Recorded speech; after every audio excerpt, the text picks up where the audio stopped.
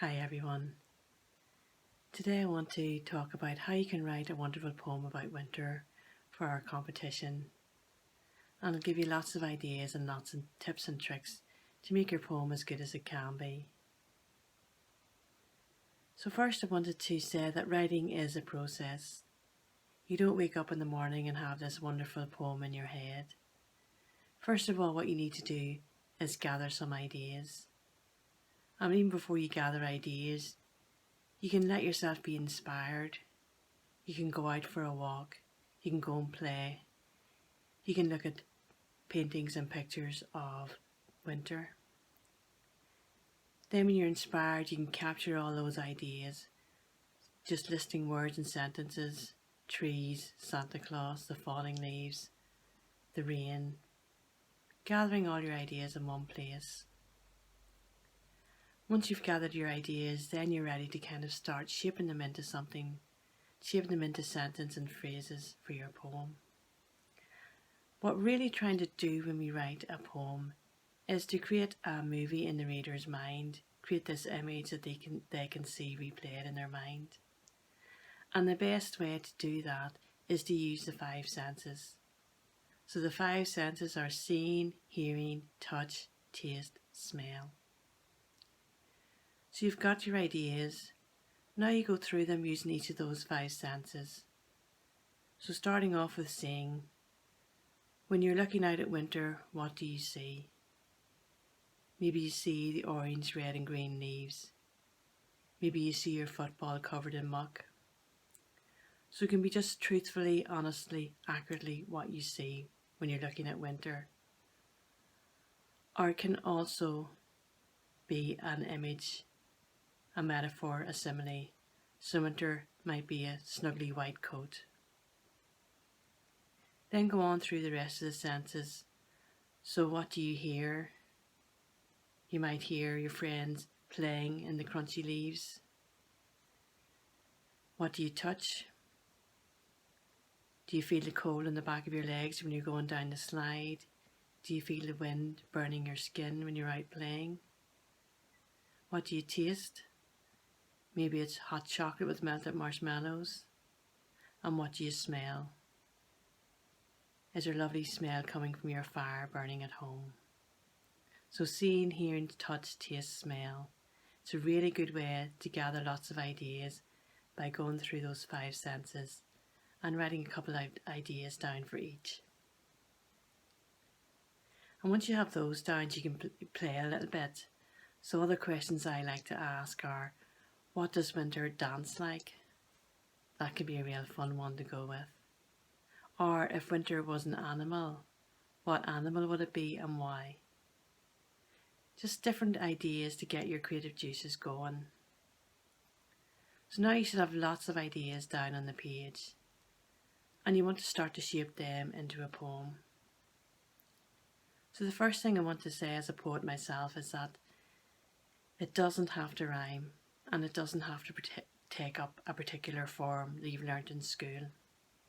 You can actually give it your own form. You can figure out what way it looks best for you in the page. And there's a really nice simple way to figure out when a line should end. If you take one breath and that's the length of a sentence, that's probably a really good length for the line of a poem. So for example, if I say, the orange and red leaves crunching underfoot, I can just about say that in one breath, and then I'm taking another breath at the end of that. So that's a nice way to figure out what is a line. And then you also want to think about what's a really good first line for your poem. What's going to make me think this is a great start and I want to read on. And then what's going to be a great last line. Because that's what your reader's going to remember after they finish reading your poem and they go off and do something else.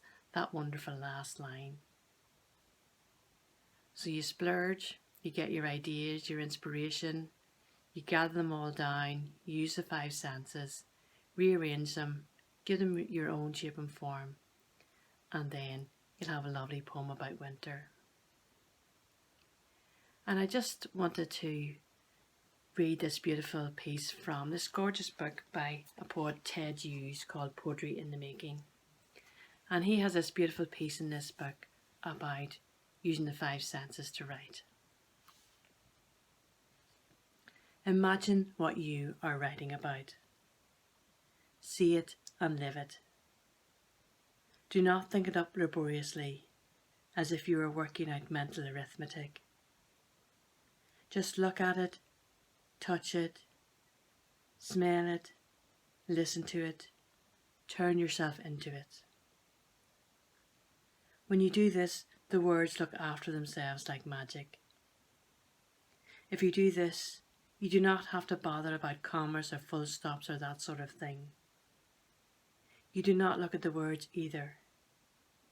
You keep your eyes, your ears, your nose, your taste, your touch, your whole being on the thing you are turning into words. The minute you flinch and take your mind off this thing and begin to look at the words and worry about them, then your worry goes into them and they set about killing each other. So you keep going as long as you can, then look back and see what you have written. After a bit of practice, and after telling yourself a few times that you do not care how other people have written about this thing, this is the way you find it. And after telling yourself you are going to use any old word that comes into your head, so long as it seems right at the moment of writing it down, you will surprise yourself. You'll read back through what you've written and you will get a shock. You'll have captured a spirit, a creature. I think that's all just such beautiful advice on writing about just letting the magic happen. It's not like you're doing your maths homework. It's just having fun, seeing what comes up from your heart. And my best advice is just to write the poem that only you can write. Write about winter the way you see it. Write honestly and truthfully. And just have fun with it and see what happens. So good luck. Can't wait to read all your poems. And fingers crossed that you write a wonderful one.